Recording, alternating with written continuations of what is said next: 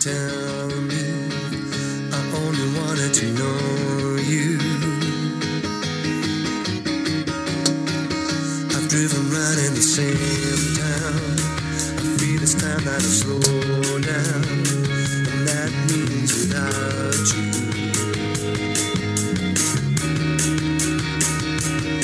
After all, wasn't me who could tell you.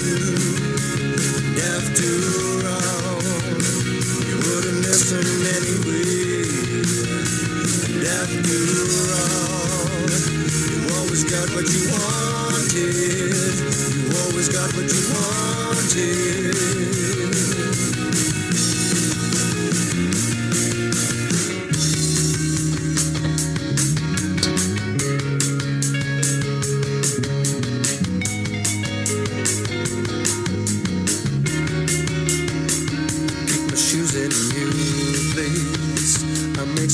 Some headspace. I feel it's time that I moved on. It was a disgrace, one off and knuckle at my face. I think it's time that I moved on. 'Cause after all, it wasn't me who could tell you. And after anyway, and after all, you always got what you wanted. You always got what you wanted.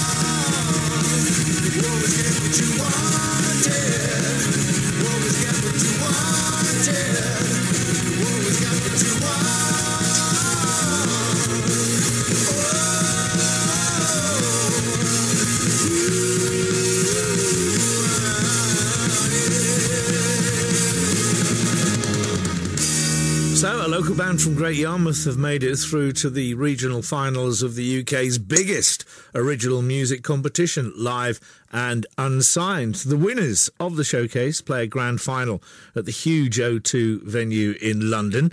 A lot at stake and a fantastic achievement so far. Dave, Jake and Jack from the band have joined me in the studio. They are Rivers, and that was time to move on. Hello. Hey. Hello. How does it feel to get this far? Fantastic. Yeah, it's amazing. Has it been a quick journey, or has it taken a long journey? Has it? Long journey. But yeah, everything's starting to take shape now. When did it all start? How did you all get together in the first place? About 8 years ago, me and Dave started off Rivers. We're both called Rivers, so we decided to call it Rivers plural instead of Jake and Dave. It's a bit Chas and Dave. Nothing wrong with that. Nothing wrong with that. Nothing wrong with that. But when we put the line up together, everybody else decided that was a good name. We'd keep it, and so 8 years on, we're still here. We're still going. Because that's quite a big period of time. Yeah. How did you manage to keep the momentum going? Were there times when you ever thought to yourself, I don't want to be doing this anymore? Yeah, many times. We hit our kind of low period a couple of years back when we nearly got signed. We've had many offers on the table. But as you know yourself, the industry's changed hugely over the last decade.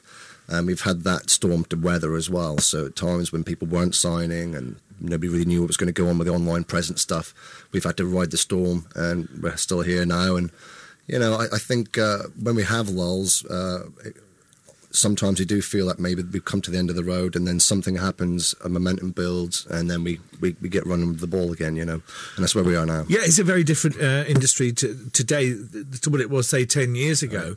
Now it's a very, very hungrier than ever. It's a very fast turnover, and it's the staying power for a lot of bands, I think, is the huge problem. How are you going to do that once you've established yourself nationally? How are you going to get that sticking power, that staying power? It's hard, isn't it? I think really it's about interaction with your fans. That's as we see nowadays with media, websites and stuff like that. It's about interaction. It's about keeping people involved and letting people see what your progress, keeping them updated without bombarding them with pointless news, you know.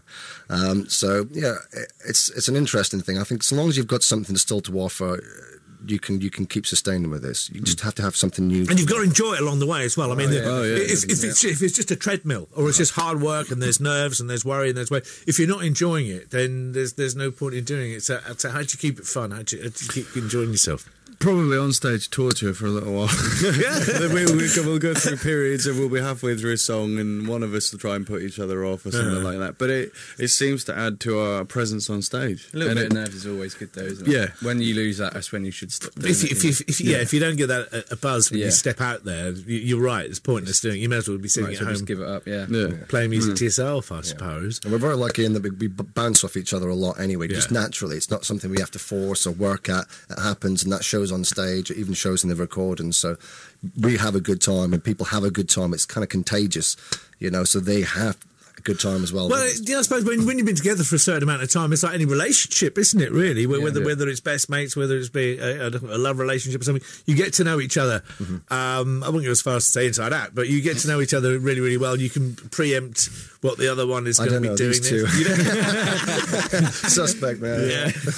We've only just met. It started off with a few drinks. Who knows where it will end? That's right, yeah. We were at college together for 5 years, weren't we? It's longer than that, man. I think 6, we were maybe? actually.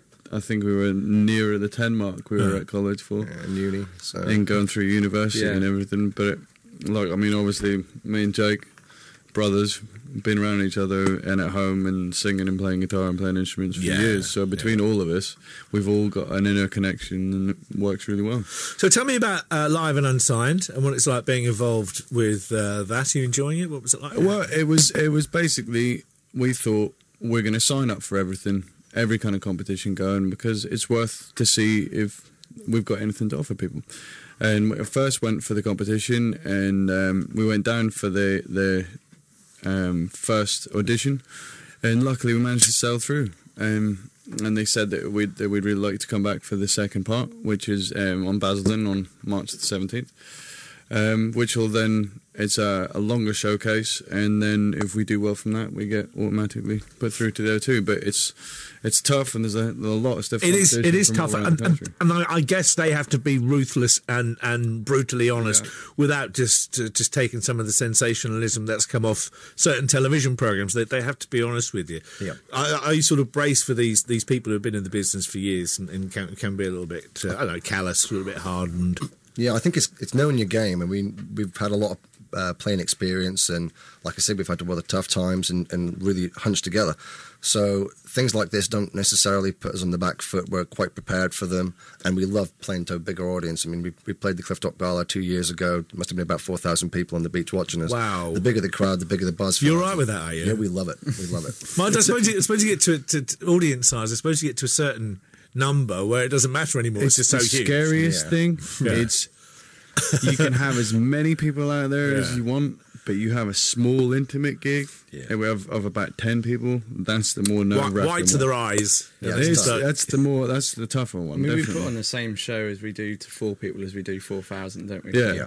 Absolutely. Oh, you've got to consistency. You've got to. Yeah. And the trouble is that the smaller, more intimate concerts are becoming more and more popular. People are lapping up that. But of course, that's more work for you to get to play to the same number of people. Yeah, I mean, we've done several ticket shows at the back of the Bird Centre, in a great little suite at the back there. We've had 225 fire regulation people in there, so there's been capacity, people queuing outside the door. They're quite intimate shows.